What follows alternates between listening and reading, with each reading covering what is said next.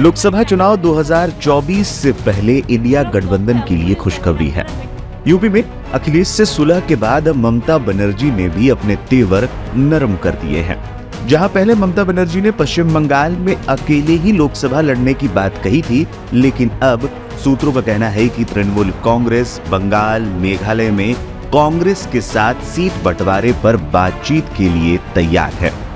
बिहार में नीतीश कुमार से मिले झटके के बाद राहुल गांधी इंडिया गठबंधन के साथी दलों को साधने की कोशिश में जुट गए थे। कांग्रेस सूत्रों का ये भी दावा किया जा रहा है कि राहुल गांधी खुद गठबंधन दलों के नेताओं से बातचीत कर रहे हैं और इसका असर भी अब दिखाई देने लगा है। कई मीडिया रिपोर्ट्स में सीटों को लेकर अलग अलग दावा किया गया है, लेकिन इतना साफ है कि कांग्रेस के साथ टीएमसी के रुख में बड़ा परिवर्तन आया है। जहां एक रिपोर्ट में दावा किया गया कि ममता कांग्रेस को 2 सीटें देने को तैयार हो गई हैं, वहीं बदले में टीएमसी मेघालय और आसाम में एक सीट चाहती है। वहीं एक और मीडिया रिपोर्ट की माने तो ममता बनर्जी कांग्रेस को 5 सीटें देने के लिए तैयार हो गई हैं। बताया जा रहा है कि इनमें मालदा की 2 सीटें हैं, तीसरी सीट बहरामपुर है, जहां से अधीर रंजन अभी सांसद है। इसके अलावा रायगंज और दार्जिलिंग सीट देने के लिए भी ममता तैयार हो गई हैं। हालांकि पेच ये फंसा है कि कांग्रेस ने मुर्शिदाबाद, जंगीपुर और पुरुलिया सीट की मांग की है। इसमें से यदि टीएमसी पुरुलिया की सीट दे देती है तो 6 सीटों पर मामला डन हो सकता है। इन सब के बीच एक और खबर सुर्खियों में है कि अगर बंगाल में कांग्रेस और टीएमसी में डील हो जाती है तो पश्चिम बंगाल कांग्रेस के अध्यक्ष और लोकसभा में विपक्ष के नेता अधीर रंजन चौधरी का क्या होगा। कई रिपोर्ट्स में तो यहाँ तक दावा किया गया कि अगर डील फाइनल हो गई तो चौधरी पार्टी का दामन तक छोड़ सकते हैं। अधीर रंजन चौधरी की नाराजगी ममता सरकार से नई नहीं है। वो पश्चिम बंगाल की हर दूसरी समस्या पर ममता बनर्जी को घेरते रहे हैं। ऐसे में क्या टीएमसी और कांग्रेस के बीच सीट समझौता हो जाता है तो क्या वो पार्टी छोड़ेंगे? हालांकि ऐसा कम ही नजर आता है। कांग्रेस सूत्रों की तरफ से भी दावा किया गया है कि नाराजगी जरूर है, लेकिन अधीर रंजन चौधरी पार्टी नहीं छोड़ेंगे। ममता से इतने नाराज क्यों रहते हैं अधीर रंजन चौधरी? अधीर रंजन चौधरी पश्चिम बंगाल की सियासत के बड़े नाम हैं। ये आज की बात नहीं है। वो बरसों से बतौर विपक्ष के नेता पश्चिम बंगाल में ममता सरकार से लड़ते आए हैं।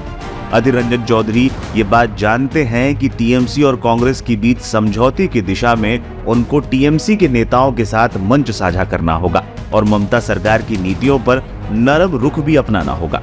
अधीर रंजन चौधरी जाहिर तौर पर इस स्थिति से बचना चाहते हैं।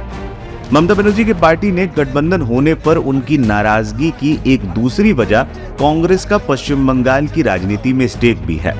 अधीर रंजन चौधरी को मालूम है कि टीएमसी से गठबंधन की दिशा में कांग्रेस सूबे में कम सीटों पर लड़ेगी और ये अधीर रंजन चौधरी को मंजूर नहीं है। कहा तो ये भी जा रहा है कि अधीर रंजन चौधरी की बहरामपुर सीट को लेकर भी दोनों पार्टियों में बात फंसी हुई है।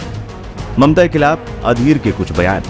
सीटों के बंटवारे पर अधीर रंजन ने यहाँ तक कह दिया था कि कांग्रेस ममता के भरोसे नहीं बैठी है और ममता बनर्जी की दया से हम लोग नहीं चुनाव लड़ेंगे और लड़ने के नहीं चाहते। कांग्रेस पार्टी अपनी ताकत पर चुनाव लड़ना जानते हैं। जो 2 सीटें हमारा कब्जे में है वो बीजेपी पार्टी और ममता बनर्जी को हरा के हम लोग कब्जे में लाएंगे। ममता बनर्जी की दया दुरज पे कांग्रेस पार्टी अपना राजनीति नहीं करते, कभी नहीं किए थे, आज भी नहीं करते। वहीं बंगाल में ईडी की टीम पर हुए हमले पर प्रतिक्रिया देते हुए अधीर ने काफी तल्खी दिखाई थी और टीएमसी नेताओं को ममता के गुंडे तक बता दिया था। सत्तारूढ़ पार्टी के गुंडों ने, दरिंदों ने जो हमला बोला है आज ईडी के ऑफिसरों के खिलाफ, इसमें ये जगजाहिर होते हैं कि बंगाल में कानून और व्यवस्था की हाल कितना बुरा होते जा रहे हैं। 2019 आम चुनाव के दौरान पश्चिम बंगाल लोकसभा की 42 सीटों में से 22 सीट पर तृणमूल कांग्रेस की जीत हुई थी, जबकि 18 सीटों पर बीजेपी के प्रत्याशी विजयी हुए थे। लेफ्ट पार्टियों को 1 सीट तक नहीं नसीब हुई थी। टीएमसी को उस चुनाव में 44% करीब वोट प्रतिशत हासिल हुआ था, जबकि बीजेपी भी 41% वोट जुटाने में सफल हो गई थी। कांग्रेस पार्टी का 2019 चुनाव में पश्चिम बंगाल में 6% के करीब वोट प्रतिशत रहा था।